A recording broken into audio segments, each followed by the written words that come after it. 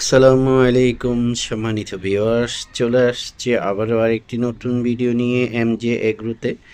আজকের ভিডিওটা হচ্ছে মূলা শাক নিয়ে। এটা হচ্ছে একটা বীজের মূলা শাক। বীজ থেকে আবার মূলা হবে, আবার শাক হবে, আবার মূলা হবে। এই ধরনের একটি সবজি মূলা। মূলা শাকও হয়, আবার মূলা হয়। তো আমিও স্বল্প পরিসরে ছোট্ট একটি জায়গাতে কয়েকটা আটি করে সেখানে মূলার বীজ ফেলেছিলাম। সেখান থেকে আজকের এই মূলা শাক। মূলত শাক খাওয়ার জন্য আমি এই সবজিটা লাগিয়েছিলাম। পাশাপাশি এখান থেকে হয়তোবা মূলাও পাবো। তো প্রাথমিকভাবে আমি শাকটাই খাবো, কারণ আমি বারবার লাগাবো না। এখান থেকে পাতাগুলো ভেঙে নেব, এরপরে এখান থেকে আবার পুনরায় পাতা হবে, এক পর্যায়ে এসে মূলা হয়ে যাবে। আমি শাকও খাবো, মূলাও খাবো। সেজন্য স্বল্প পরিচয়ে অল্প একটু জায়গার মধ্যে আমি মূলা শাকের বীজগুলো লাগিয়েছিলাম।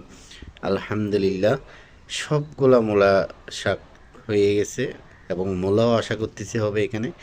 পাতাগুলো ভীষণ সজীব এবং খুবই স্বাস্থ্যবান, দেখতে অনেক সুন্দর লাগতেছে, একদম সবুজে ভরা। আর যেহেতু ন্যাচারাল, এখানে কোনো সার ইউজ করি নাই, সম্পূর্ণ জৈব সার এবং মাটিতেই হয়েছে।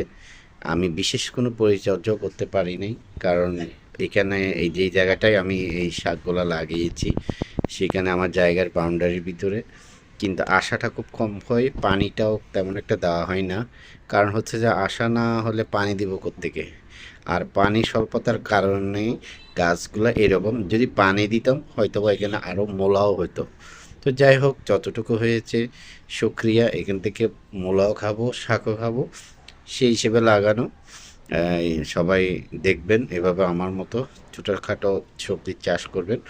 আপনার দৈনন্দিন যে প্রয়োজনীয় শাকসবজির যে চাহিদা সেটা মেটাতে পারবেন। আশা রাখতেছি ভালো থাকবেন এবং পুষ্টিকর সবজি আপনি পাবেন। আসসালামু আলাইকুম।